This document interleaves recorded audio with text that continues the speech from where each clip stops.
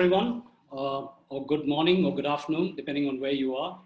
I hope you're all keeping well and safe. So welcome to the fourth webinar of the series Biodiversity Conversations, India's Opportunities and Challenges. So these webinars focus on various aspects of India's proposed national mission on biodiversity and human well-being. The webinar series is being co-organized by the Office of the Principal Scientific Advisor to the Government of India, the National Biodiversity Authority, and the Biodiversity Collaborative. So my name is Mahesh Shankaran. I'm an ecologist. I work at the National Center for Biological Sciences, Bangalore, and I am the moderator for this session. So the topic for today's discussion is biodiversity and ecosystem services, understanding, restoring, and conserving biodiversity to ensure a future. Now, we're very lucky to have a very distinguished and wonderful set of speakers for today's webinar. But before I start introducing the speakers, there are a few housekeeping announcements that I would like to make. Right, so we've already received some questions by email, but we also welcome additional questions during the webinar. Please use the Q&A facilities to ask your questions to the panelists. Also, if you have any comments or suggestions about the national mission, we would appreciate hearing those too. We'll try and answer as many questions as we can during the time frame that we have allotted. But in case we are unable to answer your question during the webinar, what we'll do is we'll try and answer these via email. And you can also get in touch with us at contact@biodiversitycollaborative.org. So if you prefer, you can ask your questions anonymously, but we encourage you to include your email ID with your questions so that if we are unable to answer it during the webinar, then we can at least respond to it by email. We're also, the webinar is also being streamed live on our Facebook page, Biodiversity Collaborative, and a recording of the webinar will be put up on our YouTube channel, again, Biodiversity Collaborative. The channel also has recordings of our previous webinars, and you can find the links for these in the chat box below. So I ask all of you to open the chat box because a lot of the messages and the information about what I'm saying at the start can be found in the chat box. However, during the webinar, the chat facility will be disabled. And also I request that you please do not use the hand wave facility during the webinar, and we request that you only use the Q&A function to send in your questions. And the organizers have also asked me to announce that we will not be giving any certificates to anyone for participation during this webinar. So with that, I would also like to gratefully acknowledge the support that we've got from the Office of the Principal Scientific Advisor to the Government of India for conducting these webinars. And as I said, the webinar series is being co-organized by the Office of the Principal Scientific Advisor to the Government of India, the National Biodiversity Authority, and the Biodiversity Collaborative. So finally, in case there are any disruptions due to slow internet connectivity or power outages, we ask that you please be patient, and we'll do our best to restore and resume quickly. So in terms of the structure of the webinar, we'll start off with each of the panelists speaking for about 5 to 10 minutes. And then after that, we'll open up the floor for discussions and Q&As. And like I said, we're very lucky to have a very diverse and exciting set of speakers today. We have Dr. Uma Ramakrishnan, who's joining us from NCDS Bangalore. We have Professor Sandra Diaz, who's joining us from the National University of Cordoba in Argentina. We have Jagdish Krishnaswamy, who's joining us from ATRI, and we have Dr. Divya Mudappa from the Nature Conservation Foundation, and she's joining us from Valparai, Tamil Nadu. So I'll provide a more in-depth introduction for each of the speakers just before they come on. So our first speaker is going to be Dr. Uma Ramakrishnan. So Uma is a conservation geneticist who's worked extensively on issues relating to connectivity and viability of tiger populations across India, and also the genetics and biogeography of small mammal populations in the country.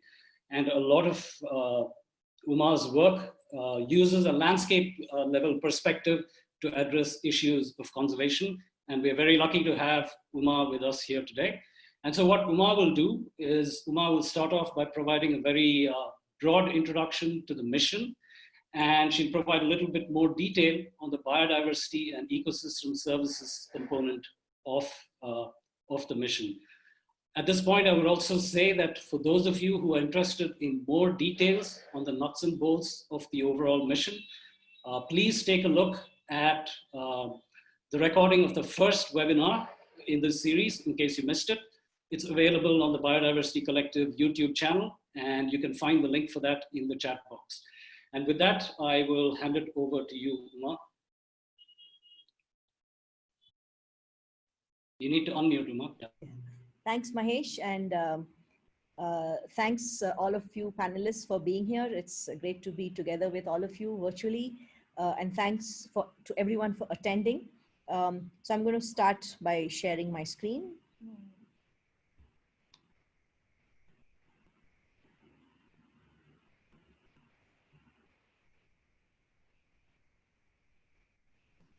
Okay, so so as you've just heard, we're very excited to present to you what we hope is soon to be a national mission from the Government of India, which is very aptly titled the National Mission for Biodiversity and Human Well-Being.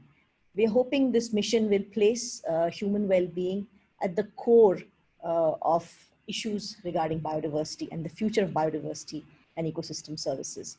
So the component or that I'm going to talk to you about is biodiversity and ecosystem services.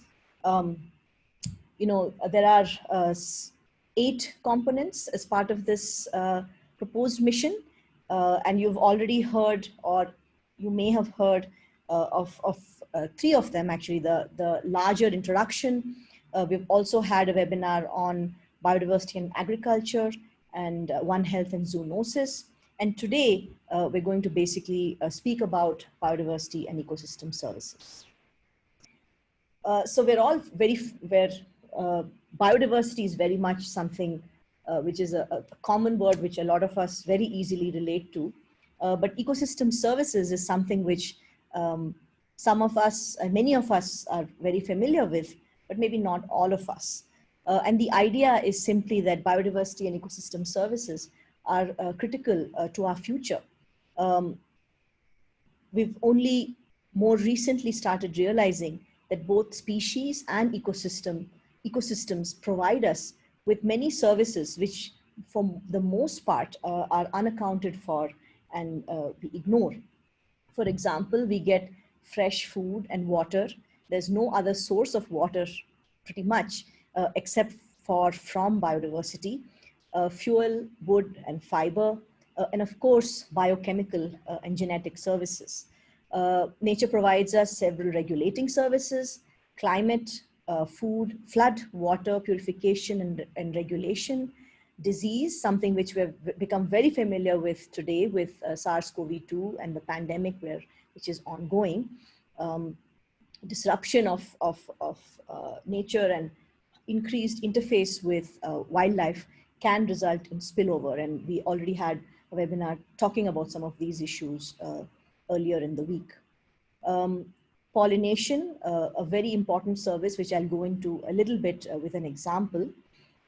Several supporting services, nutrient cycling, the soil, primary productivity, spatial structure and evolution. All of diversity on life has kind of come to be on this planet, and basically all these biological processes are part of the ecosystem, and new species, old species, many species provide us with many of these important services. And finally, cultural services. We are much happier in nature. Nature renders us many spiritual services and recreational services. There are concrete economic benefits such as ecotourism, and of course, provides opportunity for education, a sense of place, cultural heritage, and of course, the aesthetic. So that said, I mean, these sound like big words and theory. Sorry. But, sorry. how do we actually quantify ecosystem service? I think that's something which is a little bit different that we're trying to do, hopefully, as part of this mission. We are all trying to do. When I say we, I don't mean me or even the three of us or others, together with scientists and practitioners from across the country. I'm just going to give you an example here from a study on pollination from Sikkim and North Bengal on the Mandarin orange. This is work by Urvashi, who works with us right now. And this was part of her PhD, which was prior to when she started working with us. But basically, Urvashi found when she looked at the sizes of oranges and how many seeds they had, that basically when there were more honeybees, there seemed to be larger fruit size, and also larger fruit size seemed to be associated with patches or orchards which were closer to forested patches. So this basically suggests then that the productivity of Mandarin orange, for example, which is a very unique kind of crop for this region, is facilitated by these bees, as well as the fact that there are forested patches, not just bees alone. And we should remember in this context that most pollination in India is by wild pollinators. It's not by moving pollinators around or in any kind of professional service. We also know, and we've heard from whatever walk of life we may be in, that insect populations are declining. Some really interesting work by a colleague, Shannon Olson, recently even quantified the impacts of pollution on insects and how it might be impacting their immune systems and their heart rates. So insect populations are declining. And so naturally we would say that pollination is going to be affected. That's a natural inference from that. But I think the challenge is actually understanding the details of that. Where is it going to be affected? How is it going to be affected? And what should we do? Most importantly, what should we do and what can we do to change this trajectory? Do insects just decline and pollination just go down?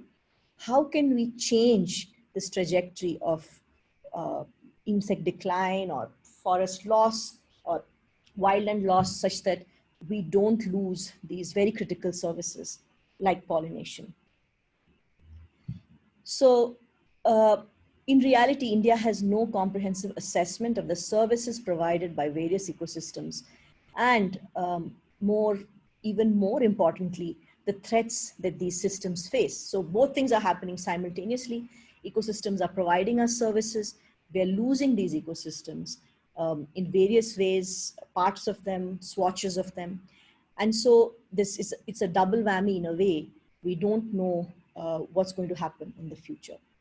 So it's critical, of course, to generate such information, and such information is critical for land use planning, for managing and conserving India's biodiversity and natural assets, and for restoring degraded lands. So on one hand, you're losing these natural ecosystems, but you need them. And so basically, apart from stopping the loss, an active strategy is restoration, where you are able to recreate or rewild or restore degraded lands to be functional ecosystems. And so that's all good and fine. That's all very general, still conceptual. And I'm sure you must be wondering by now, going on, blah, blah, but what will the national mission, in biodiversity and human well-being, and specifically biodiversity and ecosystem services program do as part of this? So here's just a kind of a laundry list of program objectives, and we'd be happy to discuss them more in the question answer session. I'd like to also say again, in case this wasn't clear earlier, that in terms of the mechanisms of implementation of this program, it will largely be inclusive. It will be inclusive, not largely. It will largely be implemented through program grants.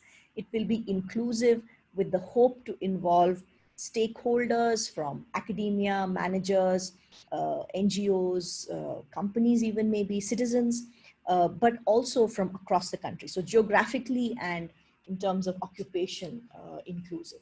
We hope that we are able to achieve that. Our goal will be to, the goal of the program will be to quantify and spatially map ecosystem services across the country, especially at select sites and in select biomes.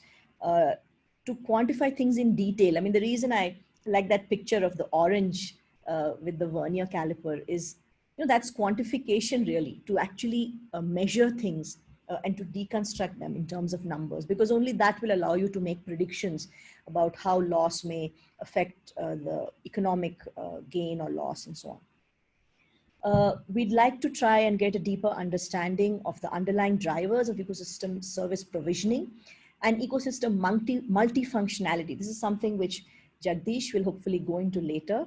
It's a really exciting concept, and I think it will be very interesting to explore these dimensions in the context of Indian landscapes. We'd like to quantify temporal changes in species, including extinctions and ecosystems in terms of processes like invasions, and how these extinctions and changes in ecosystems, non-analog communities and ecosystems actually affect services and that these systems may provide. I think the bulk of the activity, a lot of the kind of the work we are hoping will actually go into this fourth objective, which is actively manage and conserve species and ecosystems with a focus on restoration and landscape scale conservation plans. So restoration of ecosystems and landscape scale conservation, we hope these will go hand in hand and really be across the country with various stakeholder participation. And finally, because we hope that it's possible to strengthen ecological and conservation science across India, we hope to facilitate an India-wide community through workshops and meetings. And this could be a community of restoration specialists or landscape scale conservationists, not just an academic community, but a community of practitioners as well. So I'm done, but I want to just show you this beautiful picture. It's a root bridge in Meghalaya, in a northeastern state in India. And this picture really kind of stops your breath. It's by Prasanjit Yadav, who's a fantastic photographer. And it reminds me that India is such a diverse place, and these root bridges, for example, are not built, they are grown by generations of people in Meghalaya, people in communities and villages, and their presence allows people to connect with each other, creating additional community. It allows tourism, it allows transport, and this is an ecosystem service, right? So I'm sure we'll find very diverse and fabulous ways in which people in India interact with and benefit from nature. And I think it's going to be a fun journey. So thanks for joining, and I'll hand it back to Mahesh. Mahesh. Yeah, thanks for that, Uma. And again, if there are any questions, please post them. If you have any questions for Uma, please post them in the Q&A box, and we will sort of answer these at the end.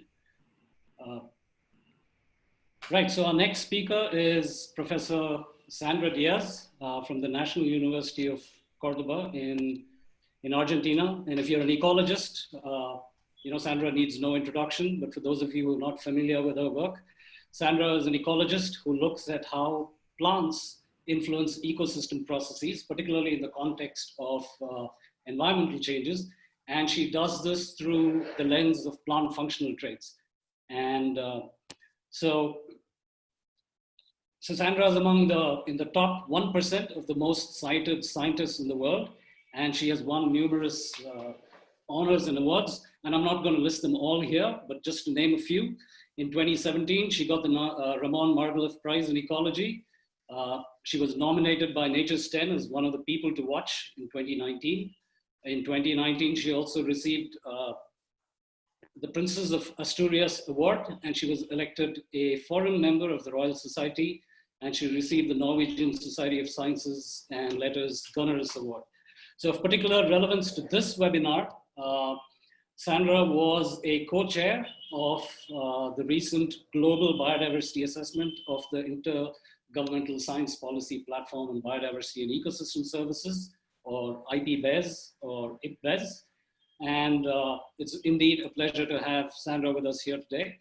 And Sandra is going to talk about the IPBES conceptual framework and how this can assist conserving and restoring human landscapes. So with that, I'll hand it over to you, Sandra.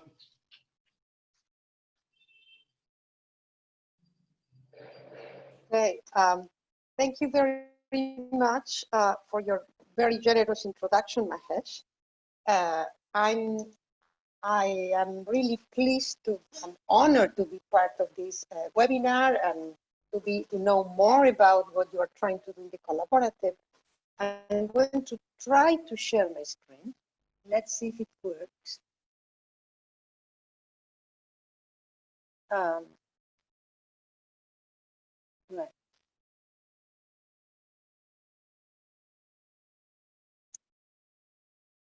Does it work? Yes, Sandra, go ahead. Okay.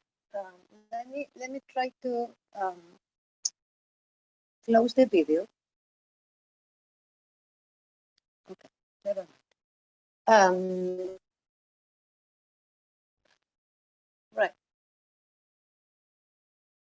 Okay. First of all, as I said, I'm really excited to be part of this meeting. As you can see, there is also a rubric here, and I didn't include it just to please you. It was the main illustration of our main paper about nature's contributions to people. So I thought it was very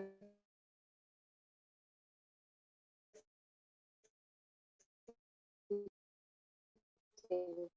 include it in this conversation. But I decided that the best topic to talk to you maybe wasn't plants and plant traits, but it was the IPBES conceptual framework. And let me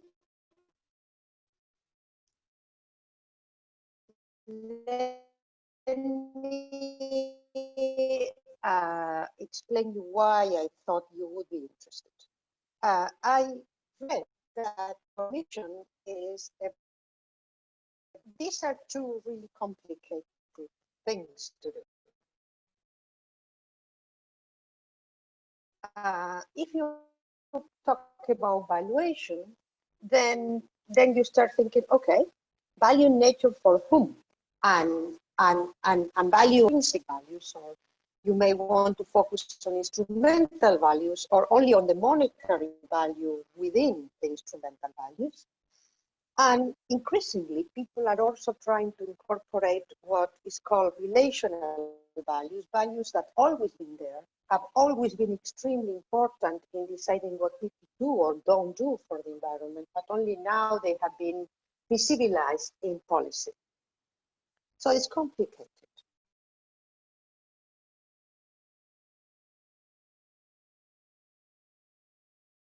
And this thing is with restoration. When you say I'm going to restore nature, I mean to variety of stakeholders sitting at the table,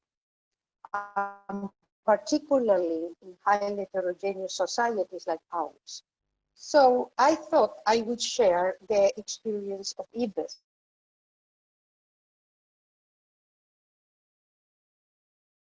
Sandra, can you hear us? We seem to have lost you.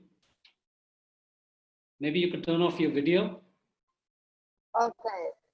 What I'm going to do is I'm trying to, yeah, you cannot see me. Oh, perfect, because that's probably better. Okay. So what I don't know whether I got cut, but anyway, because of that complexity you are obviously facing, I thought you would be interested in sharing we got with IPBES, in which we had a similar problem. IPBES is global and therefore is more complex than India, but only slightly.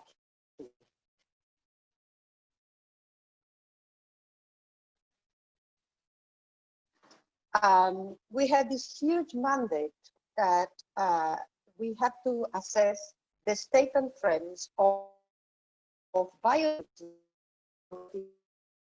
well-being, social sciences and humanities, and not only that, they wanted also to include the perspective of non-scientific stakeholders, including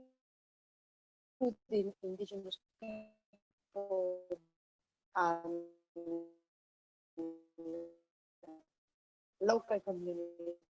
With that was to what no one really, they were framework of the Millennium Ecosystem Assessment, because we knew it and it worked well. Well, it was very obvious at the very beginning that it was not enough for the mandate.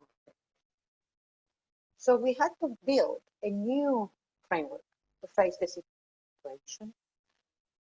And we constructed this framework I hope you are seeing, in a very collaborative and participative manner.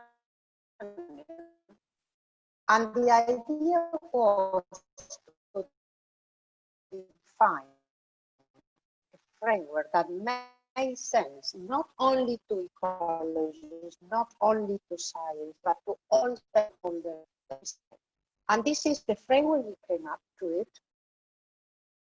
I don't have time to walk you through it, but I'm happy to entertain questions. It's very, very simple. Seem to have lost Sandra again.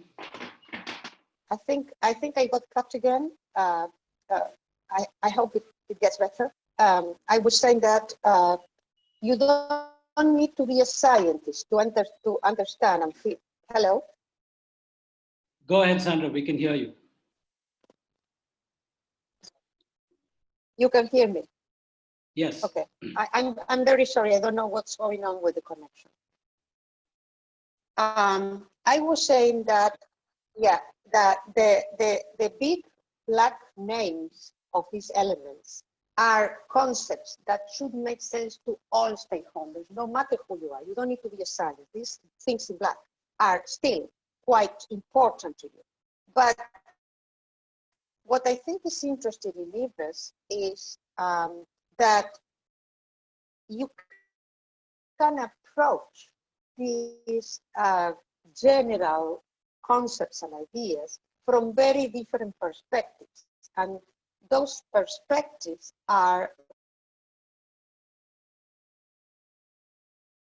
represented by the colors, the green and the blue. So, for example, an idea of what nature means. But me, as an ecologist, would talk about nature, but this is not the only way to describe and think of nature. And here in blue, I listed a number of other ways of imagining nature, which are from indigenous people from very different regions of the world, just to illustrate the approach. So we can have our own categories, but we all converge in this idea of nature. And the same is with good quality of life. We all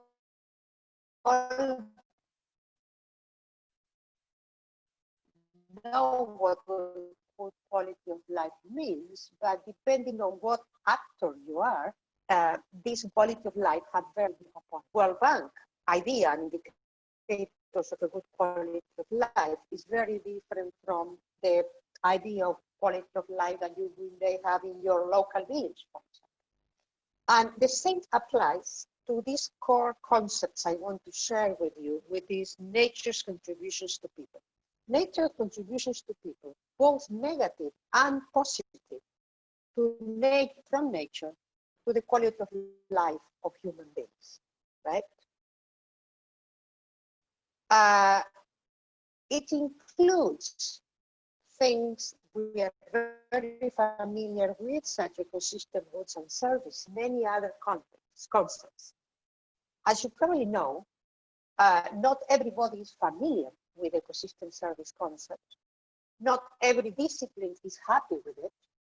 And many, many people find it not meaningful or even offensive in very different places of the world. And they still have a lot of things to say about what the good and bad things nature gives us. So nature's contributions to people is this umbrella, inclusive concept in which everybody can sit at the table and talk about the good and bad things of nature. And in this concept, the bad things of nature are not necessarily an exception, because I'm sure you are all familiar with the fact that something in nature you cherish and you love is really something really negative for other stakeholders in the field. I'm sure you have your own favorite examples. This concept of nature's contributions to people, if you compare with other concepts, for example, the concept of ecosystem services in the Millennium Ecosystem Assessment, what is the difference? Or what is slightly different and new? First, it highlights much more issues of social heterogeneity and access. If you remember the Millennium Ecosystem Assessment diagram, you just have one arrow in one direction from biodiversity to human well-being. What we did here is to unpack that arrow, and we say, okay, there's nature producing good and bad things for us, but that's not enough for those things to be translated or not into human. We have a huge issue of differential access shown by different people of these contributions of nature. So that's one.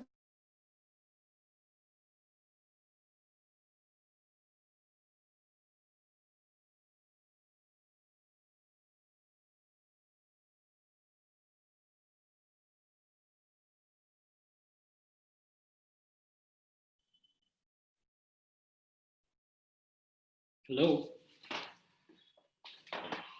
Sandra, we seem to have lost you again. What's the time? So let's give it a few seconds. And if Sandra is unable to join, maybe we can go on to the next speaker and then come back to Sandra. Would that work with you, Jagdish?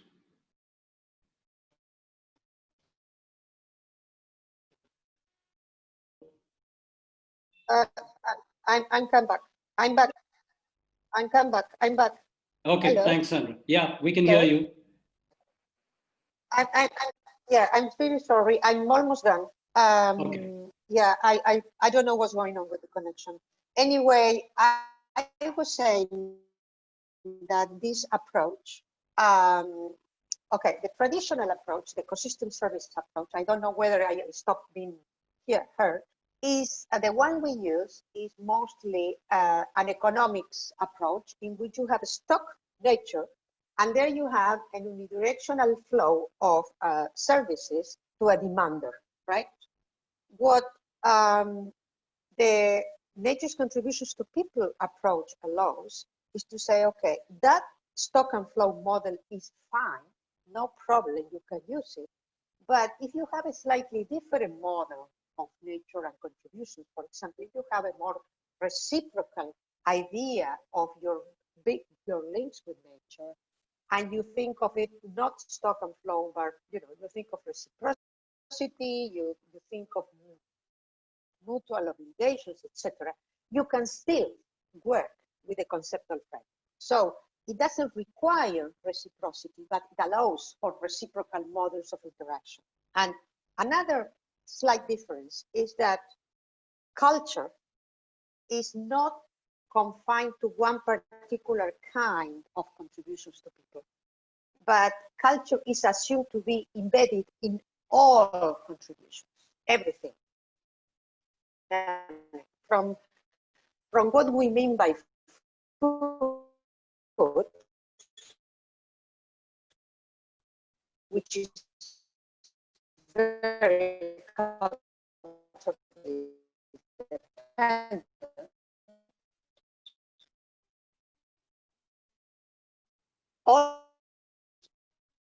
other than economics. Of course, the ecosystem service approach does allow for that too. Values which are non. I'm trying to finish.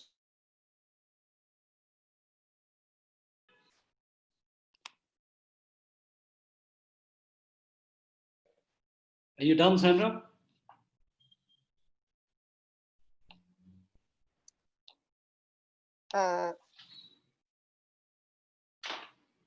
Okay. Gosh. Yeah, that's it. I think this is probably the last slide. I was saying that the nature's contributions to people approach doesn't abolish or denies any other previous approaches. If you use ecosystem services, the approach is not asking you to change names or anything. It accommodates ecosystem services and also other approaches. So more people, more stakeholders can now sit at the table. That's why we say that it's a practical way to engage diverse stakeholders. And that's why I thought it would be nice.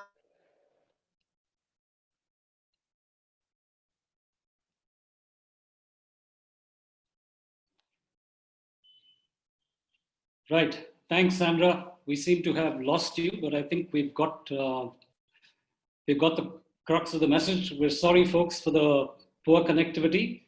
But what we'll try and do is get Sandra's slides and find a way to share it with you all. As she said, a lot of it is fairly self-explanatory. And right, so let's move on. I think we're running a little behind schedule here because of the connectivity delays. So our next speaker is going to be, is going to be Dr. Jagdish Krishnaswamy. Jagdish is a senior fellow at A3 Bangalore. He's an eco-hydrologist and a landscape ecologist who has worked extensively on the effects of land use and climatic changes on hydrological processes, both in the Western Ghats and in the Himalayas. His work also encompasses different kinds of ecosystem services and conservation planning at larger scales across the country. Jagdish was a coordinating lead author on the IPCC, or the Intergovernmental Panel on Climate Change, his recent report on climate change and land. And what Jagdish is going to be talking to us now is on the importance of recognizing and integrating trade-offs and synergies in ecosystem services when we're thinking about land use decisions. So with that, I'll hand it over to you, Jagdish. So this is about trade-offs and synergies between ecosystem services. And here is just an example of provisioning ecosystems on the x-axis. Provisioning would be, collection of non-timber forest products or firewood or fiber or medicinal plants and many other things that people take out of a forest. And on the y-axis is regulating ecosystem services. It could be carbon sequestration, climate regulation, hydrologic regulation, and so on.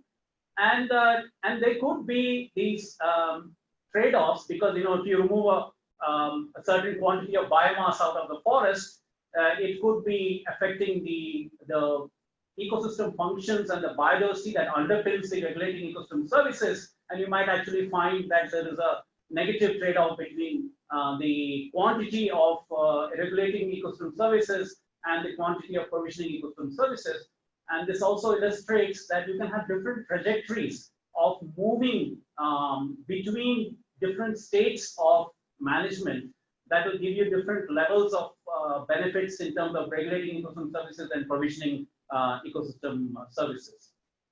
In India, we have a variety of landscapes. We have a land pairing approach in strictly protected national parks and tiger reserves, where you might have high levels of biodiversity and regulating ecosystem services, but because there is no access for in terms of collection of certain types of biomass, it might rate pretty low on the provisioning ecosystem services. Whereas if you have a highly degraded landscape, it would be rating very low on both regulating ecosystem services as well as provisioning ecosystem services. And then, of course, you have the example of intensive agricultural landscapes, which would perhaps be on this side of the spectrum. And then you could have land sharing approaches, and we have examples of that in India in the Northeast, where communities are owning land and forests, and in other parts of the country too. We have different types of management of forests, including reserve forests, where perhaps you could be arguing that we have a land sharing approach, and so there would be some moderate levels of regulating ecosystem services as well as provisioning ecosystem services. So just to show one example of how at the policy level, in terms of our norms and priorities, we could actually be triggering off trade-offs. I just want to give you an example of our sustainable development goals. And they are all wonderful. There are 17 of them. There's one called life below water, and that's exclusively for marine ecosystems, conservation of marine ecosystems. There's another one, zero hunger, which is of course very important. And there is a number 6 called clean water and sanitation. There are also another one called life on land, and that's for terrestrial ecosystems. There is no equivalent of life underwater, life below water for freshwater ecosystems. So since we don't have an explicit goal for freshwater ecosystems, which are one of the most threatened biomes globally, you actually are in some sense setting up a priority, because freshwater ecosystems are just a target nested under clean water and sanitation. And we know that the world over, including in India, when there is competing demands on water resources in free-flowing rivers and wetlands, it is prioritized for human requirements of drinking water, irrigation for meeting our agriculture requirements, and therefore the requirements of freshwater ecosystems of free-flowing rivers is likely to be compromised. And so this is something that at the level of the Sustainable Development Goals, inadvertently, because we don't have an explicit goal for freshwater ecosystems and only a target nested in the clean water and sanitation, there are trade-offs being generated. This is just an example again of upstream, downstream trade-offs between ecosystem services. So many of our coastal, estuarine and delta ecosystems are completely dependent on the sediment and freshwater and nutrients brought down by all the big rivers such as the Ganga, Brahmaputra, Godavari, and you can see these hotspots of chlorophyll A concentration around the mouths of these big rivers. Now, when we manage our rivers upstream in terms of dams, but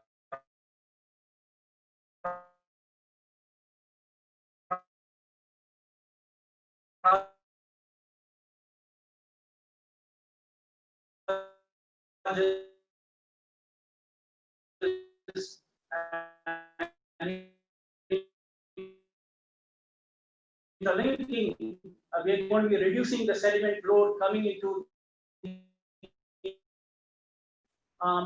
the relationship between dry season stream flow and percentage forest cover can follow 3 different trajectories. You can have an infiltration or the dominated or the sponge effect, where forests actually facilitate the absorption of water from rainfall and then release it in the dry season. You can have trees consume water through transpiration, which is whenever trees are photosynthesizing, they're also transpiring, and so there's loss of water from the soils and the groundwater into the atmosphere. So you could actually have evapotranspiration dominating the overall water regime, in which case you would find that with an increase in tree density you would actually find that the dry season stream flow could be diminishing. And if the 2 processes of groundwater recharge and infiltration and evapotranspiration balance each other out, you could have a neutral effect of forest cover on dry season stream flow. Now, the same transpiration, which could be a problem in some biomes and create water shortages in the dry season, could also be helping reduce the amount of moisture in the soils in the wet season and preventing floods and so on. So this is how both synergies and trade-offs can emerge from different states of the ecosystem. And also these synergies and trade-offs can change through time, as this example from South Africa shows, where you have the flow reduction in the dry season, overall flow reduction in stream flow on the y-axis, and the years after planting trees on grasslands and other types of ecosystems. We didn't have too many trees to begin with. And you can see that, that depending on the age of the plantation, as well as the species that are being planted, you can have changes in the reduction in flow that you can see.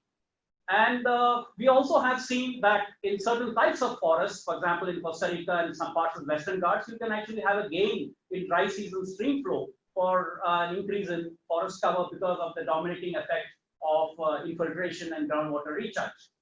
So overall, when we look at the entire dimensions of the National Biodiversity Mission and look at all the aspects that are being covered, from human health to pest control to carbon sequestration to hydrologic regulation, food security, and so on, we can see that we are actually talking about a mission that wants to have as many synergies as possible between ecosystem services in terms of the co-production of these ecosystem services and the management of these ecosystem services in the future.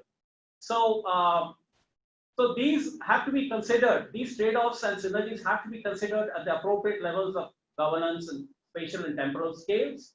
And we also have to identify hotspots of where severe trade-offs might be happening because of current pathways of development, and plan for the mitigation or adaptive management to minimize those trade-offs and move towards a much more holistic ecological restoration with biodiversity and multiple ecosystems in mind, rather than maybe just a carbon-centric approach, or maybe just targeting one or two ecosystem services at a time. So that's where I think I would like to end here.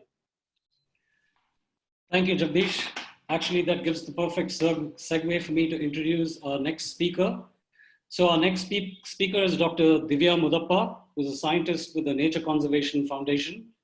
So Divya is a tropical ecologist and a conservation biologist who's worked extensively on rainforest systems in the Western Ghats.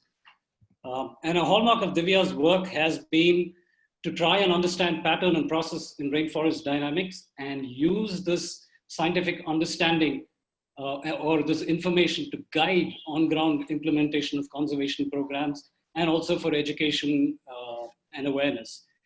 And for the last 2 decades, Divya has been working with colleagues from the Nature Conservation Foundation on restoring rainforest fragments in the Western Ghats in what is now clearly one of the flagship restoration programs for the country. And so what Divya will talk about now are the lessons that she's learned from all these efforts and opportunities and challenges for restoring India's ecosystems. So over to you, Divya, and sorry for the delay in getting this far because of connectivity issues. Hopefully we won't have any more of them. Thank you very much, Mahesh. Can you see my screen? Yeah, go ahead, Divya. Okay. Hello, everyone. To start off, I'd like to thank the organizers for inviting me to be a part of this panel. It's a great opportunity, and I'm really glad to be speaking today. Like Mahesh has already mentioned, I've been carrying out, along with my colleagues, a rainforest restoration program in the Annamalai Hills in southern Western Ghats. We've been working here for the last 20 years or so.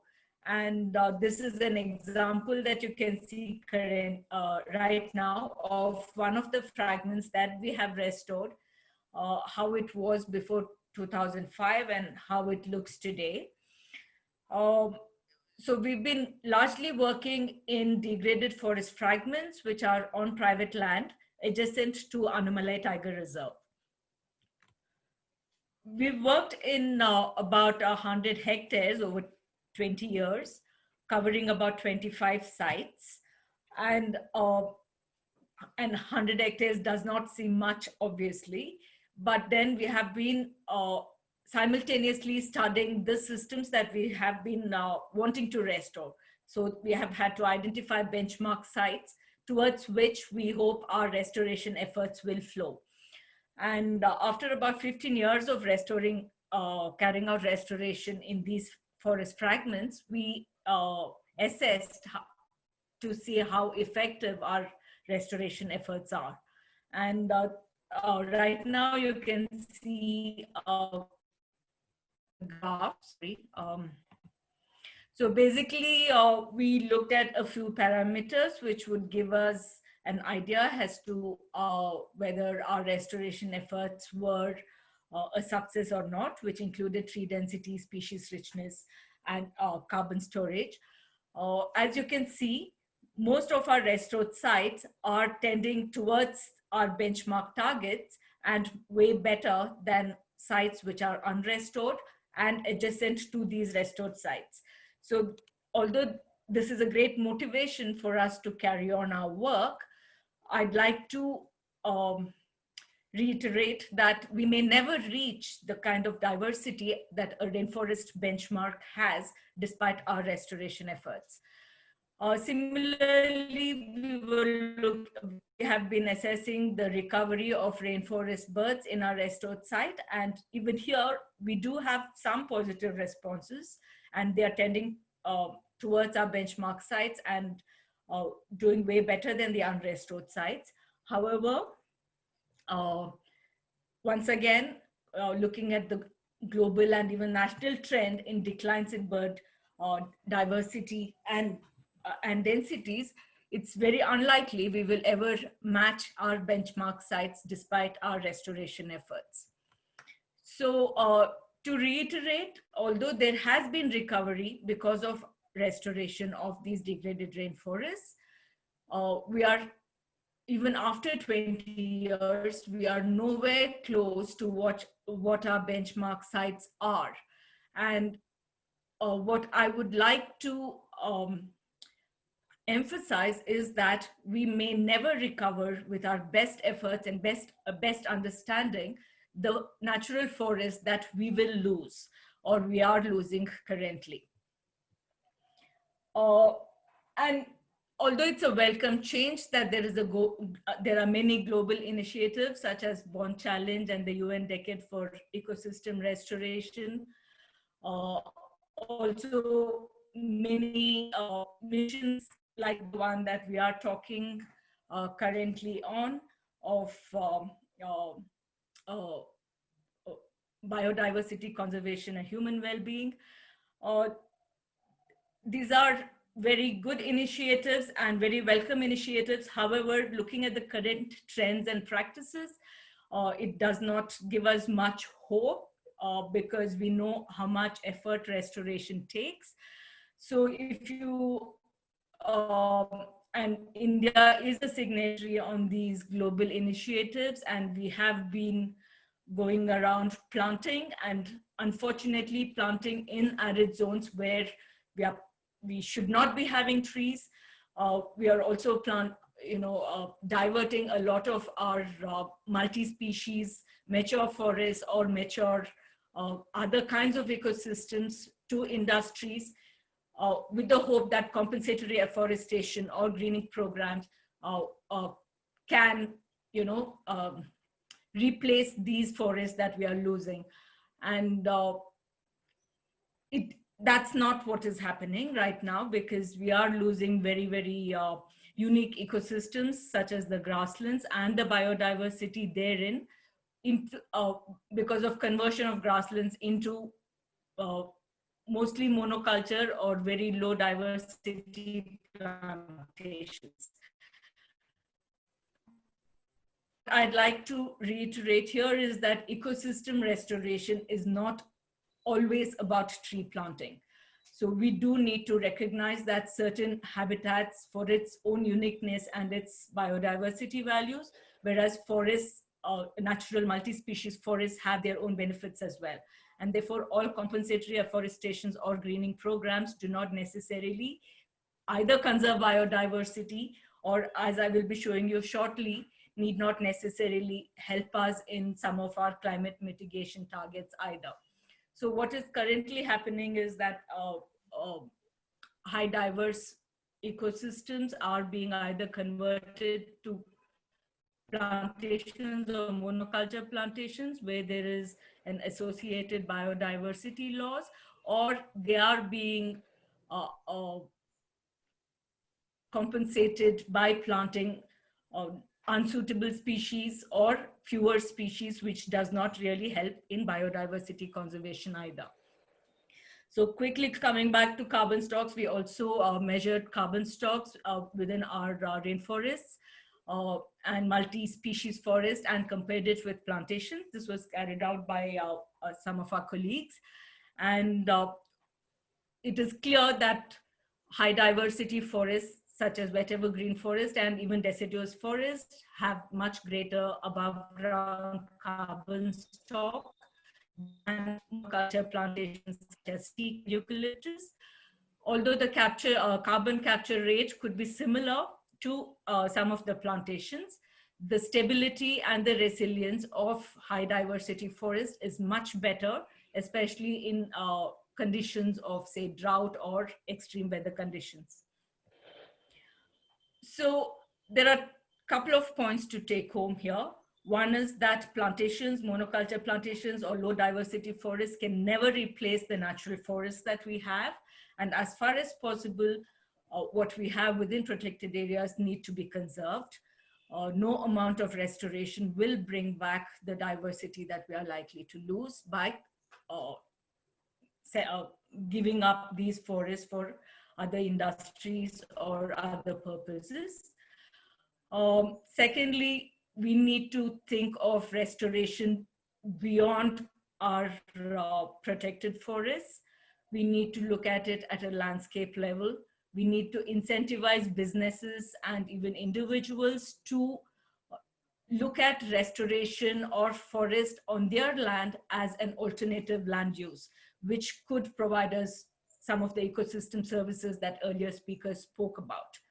And along with this, we need to look at, and this will probably help us look, conserve biodiversity, not just within these fragmented patches of protected areas that we have, but at a landscape level.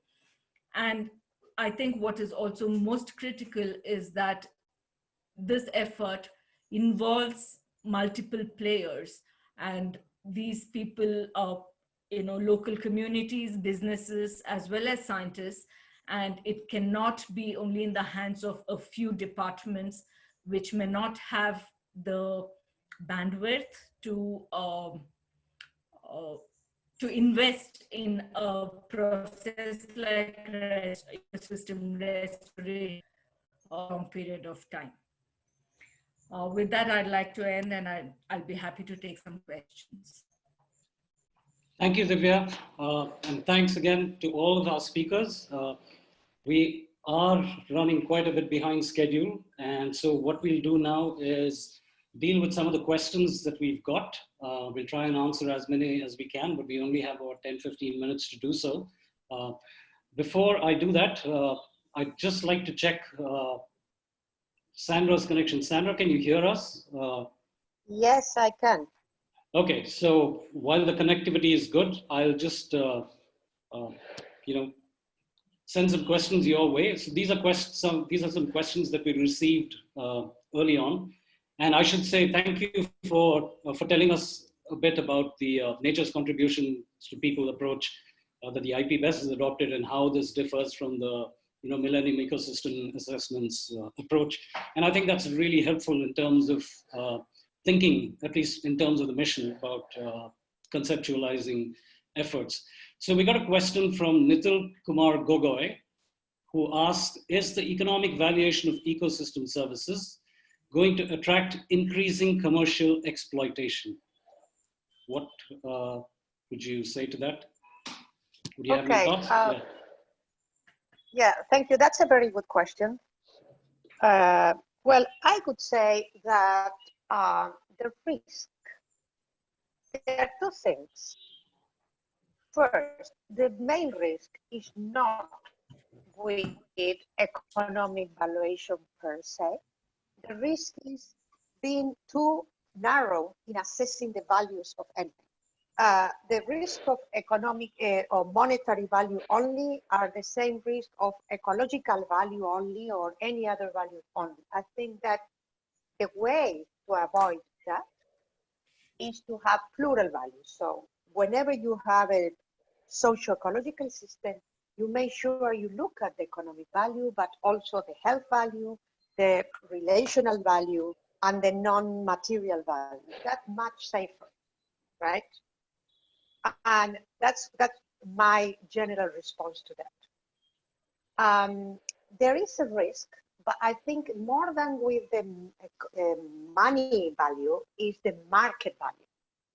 We know that whenever you use the market values, the market language, you become, you just start playing by the rules of the market, right? So sometimes that distorts the value things.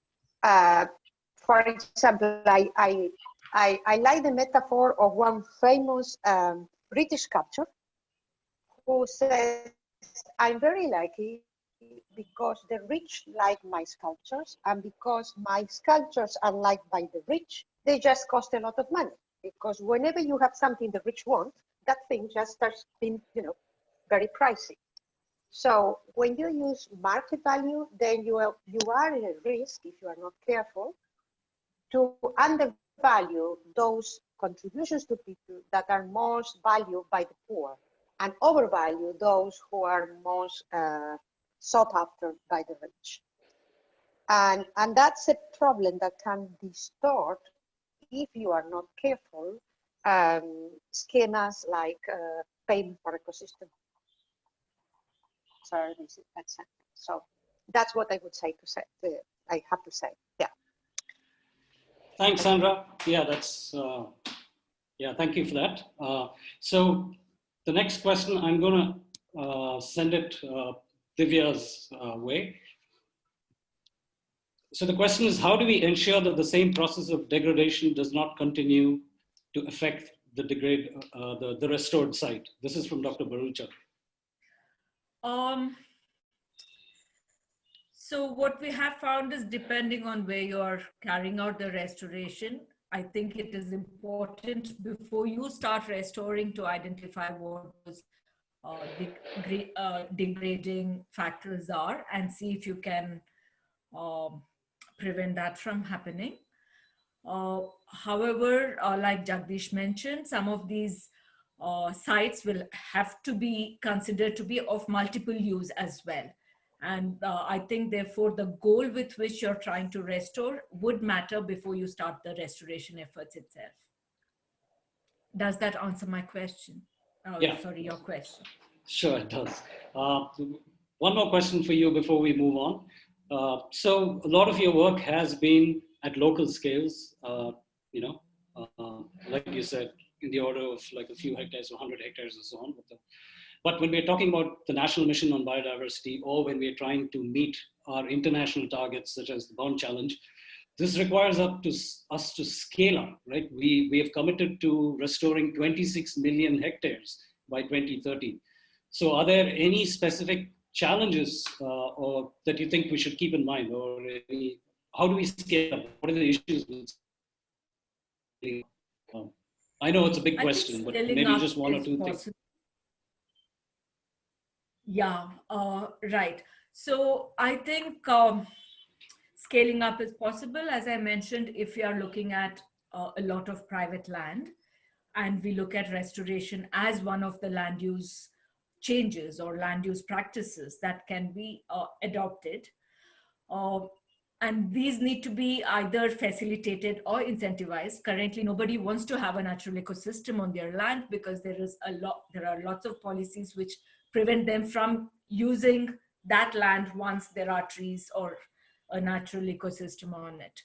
So, we need to enable, we need to facilitate people to have and be happy and be able to have these natural ecosystems on their private land. But I think more importantly, we should not, or we cannot afford to lose any of the natural ecosystems we have protected currently any further than, what exists today. Also, like Jagdish mentioned, and also I think Uma mentioned, that we need to have lots more players, as in we need to recognize the local communities who can protect their land as well as use them. In fact, all landowners, all possible landowners should be encouraged to keep forests or natural ecosystems in their lands, and this can be facilitated only by the government, in no other way. Yeah. Thanks, Divya. So I'll just have a quick question for either Uma or Jagdish can take this up, because there have been questions in the Q&A box whether the focus is just going to be natural or urban ecosystems as well. This is from Amrita. And if it is also urban, how do we go about quantifying ecosystem services in urban landscapes? Or what are the major factors that affect these? And are they different from natural ecosystems, so to speak? Yeah, can you hear me? Jagdish? Yeah. Yeah. Jagdish, we can't hear you again, Jagdish. We could hear him. Oh, yeah. You could. Okay. Okay, sorry. So you can hear me now, Mahesh? I can hear you, Jagdish. Divya can hear me. Uma can hear me. Mahesh? That's interesting. I can't hear him. So please go ahead, Jagdish. Just give me a sign when you finish answering. Hopefully the rest of the 180 folks can also hear me. So, so the question was about urban ecosystems, and in the past, urban areas was always seen as sinks for resources from rural areas or forested areas. You would be taking water from other rivers. You would be extracting a lot of groundwater. You would be having negative impacts on biodiversity around, in some sense, a sink for ecosystem services from larger rural hinterland and so on. But given the extent of urbanization that is happening, it is now time to look at urban ecosystems as also providing ecosystem services. And we know that even in urban ecosystems, there are trees and that provide a lot of regulatory control. Harini's work on how the trees in Bangalore provide a cooling service, especially for people who are exposed to not just in Bangalore, but other parts of the country where you have heat waves. The trees in urban areas have played a big role in mitigating the threat from heat waves and so on. Also, the lakes in Bangalore, for example, they could be providing a variety of ecosystem services, including sustainable capture fisheries, as long as you can clean up the lakes, make them less toxic. Recreation, they're providing also some green spaces. So I think that urban areas are going to be important centers for co-production of ecosystem services, especially when we are talking about things like smart cities, and a definition of a smart city should actually be that its ability to generate some ecosystem services within the city urban space. Thanks, Jagdish. You're done. I just didn't hear a word of it, but apparently other people could hear. So that's okay. So I'm just going to ask Uma one question before I just come back around to everyone else. And Uma, this is a question that people have sort of asked a lot, as in what are the opportunities for young graduates who finished master's degrees, and if they want to enter the field of conservation biology or ecosystem services? I mean, are there enough opportunities? Do you want to comment on it? That's a hard question to answer. There should be opportunities, because I think that, in terms of safeguarding our future, just like, tech and technology has been such a huge part of our future up until now, the last, 20 or 30 years. I mean, I believe that ecology, ecosystems, nature, sustainability, even more, should be and will be a part of major opportunities for future generations. That said, in India, I think that the job market is quite skewed. There are positions which are relatively, maybe they are reasonably attractive, but they could be more, and they could be more attractive. The component on the program on capacity building and outreach aims to at least have several scholarships and opportunities for study of biodiversity. And I hope that that will then translate also into employment. Yeah, thanks, Uma. So I'm sorry we are out of time, and I also apologize for, for the connectivity issues that we had. So what I'd like to do now is get back to the panelists and ask them about any last thoughts, particularly relating to the National Biodiversity Mission, things that we need to keep in mind going forward, or any suggestions or challenges. Generally, your thoughts on the mission. That would be really great. Shall we start with you, Uma? Yeah. We'll just do it in the same order. Yeah. So thanks, Mahesh. And again, apologies to all of the viewers for the fact, because of the technical challenges. There's many questions in the chat we couldn't answer, and hopefully we'll get back to you. But I wanted to re-emphasize very strongly that this is, we want this to be an inclusive mission. And we need all of your participation and engagement, your ideas. And I think that its success will only be possible if we have that very actively. Thanks. Thanks, Uma. Can I hand it over to you, Sandra? It'll be great to have your perspectives. Yeah. You've been with Well, international assessments for many years now. What are the lessons India can take from those? Yeah. well, thank you. I would like to build on Uma's words. I think that the plurality with which you are trying to approach this is extremely important. But let me encourage and emphasize that for such plurality, you need pluralistic methods. So I encourage you to explore the new plural methods that are coming to the literature and global assessments. Encourage you with plural valuation, encourage you to work with plural views of the goods and bad things nature gives to people. Personally, I would be more than happy to answer any questions that could have been lost on what I was trying to say, but I think it's really important that you match your extremely important plural intentions with an equally pluralistic methodological and epistemological approach. Thank you. Thanks a lot, Sandra. Jagdish, you want to go? Yeah. Can you hear me? Yeah. Yeah. So, so a couple of things I just want to mention. Like there's only a few Divyas around the country who have done outstanding work on restoration. Now we need to figure out a way in which this can be scaled up, and we actually need restoration entrepreneurship, which are partnerships between folks who have already have a lot of experience in pilot sites around the country over the years.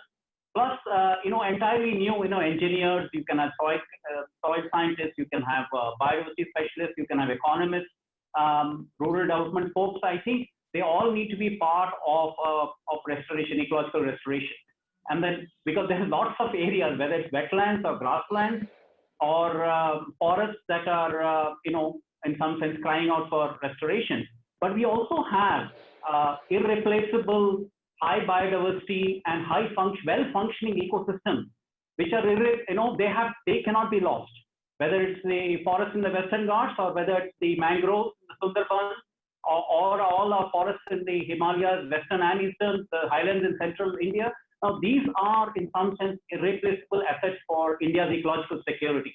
And so I think the mission ought to be focusing on both these aspects. One is making sure that our irreplaceable assets, ecological assets are not compromised. And then we also have a scaling up of ecological restoration for multiple ecosystem benefits and link that to livelihoods and jobs. I think that's going to be a big challenge for us.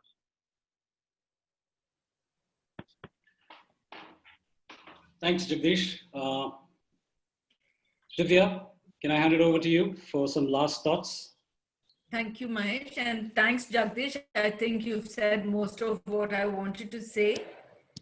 I think what we do need to keep in mind is that we need to engage with multiple layers and kinds of people.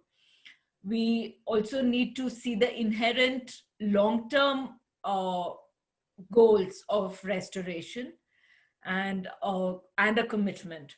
So this mission is wonderful and welcome. However, Parallelly, we also have other things which are undermining the effectiveness of our older policies or strictures that safeguards environment, like EIA 2020, or many mining sites being opened up, and most of these sites being in very good forests. So like I said, we cannot really have compensatory afforestation or greening or planting trees alone as being looked at as restoration. We need to have better understanding of restoration. So not just in policy and in these webinars, but they need to percolate down to practice on the ground. And I think, and also we really need to have a much longer term view of this process. Thanks, Divya. Thanks a lot, Divya. And before I think it's getting to the point where we should wrap up. But before I do wrap up, I have a couple of announcements to make. So the next webinar in this series is on biodiversity and health. This will be held on Saturday, 3rd October. And the one after that is enhancing people's participation in the IPBES framework, which is on Friday, the 9th of October. Each webinar will be announced individually by emails as well as on social media. So I would request you to please follow us on the Biodiversity Collaborative on Facebook, Instagram, or other social media. Right, so I would really like to thank all of the speakers for taking their time and for the wonderful discussions that we've had. I would also like to apologize to the audience for the connectivity issues that we faced. Unfortunately, it's out of our hands. But we were, and so as a result, we were only able to answer some of the questions that we received. All of the other questions, we will reply via email. We'll try and make sure we do that. And yeah, hopefully in the next day or so, we will address those questions. And yeah, so I think in the end, we've gotten a lot of insights and suggestions in terms of how this mission should move ahead. I should also point out at this time that the nodal agency that will be coordinating the mission is the National Biodiversity Authority. And so all of these inputs are really great. In particular, I've jotted down just a few. There were many key messages that came through that we need to think about when it comes to actually implementing this mission. And the first, which if I can distill from what Sandra said, has to do with thinking a little bit more beyond ecosystem services to nature's contributions to people. So it's not just a one-way flow, but it's a more holistic approach to thinking about these ecosystems. And there is a very critical need to, again, highlight one of Sandra's message, is for plurality and pluralistic both methods and thinking, right? And so there is a definite need to go beyond just economic value to other kinds of values for ecosystems. And yeah, there was also a lot of key messages which came in terms of thinking large scale. If you're talking about landscapes, then there are different ways to think about landscapes, and how there are trade-offs between ecosystem services at large scales, and about even when it comes to restoration, thinking about multifunctional landscapes or mosaic restoration, where you're not just trying to convert everything back to a rainforest, but depending on the needs of the people, maybe certain areas should be kept aside, whereas other areas should be sort of restored for other kinds of functions. And importantly, that avoided degradation is very critical, because it takes a long time to restore many of these functions that we're hoping to restore. So it's better to avoid it in the first place. And yeah, so those were some of the key messages I jotted down. And I would again encourage all the viewers, if you have any suggestions or comments about the national mission, please email it to us. I think you can do it at contacts@biodiversitycollaborative.org, the details of which have been provided in the chat box. And again, I think with that, we are out of time. We're actually 8 minutes ahead of schedule. So once again, I would like to thank all of the speakers, Sandra, Uma, Divya, and Jagdish, for taking your time off and for giving us your valuable insights, and also for all the people who attended it and asked questions and gave feedback. Thank you so much. And we will get back in touch for all the questions that we have not answered. Thank you. Thank you. Bye. Thank you. Thank you. Bye.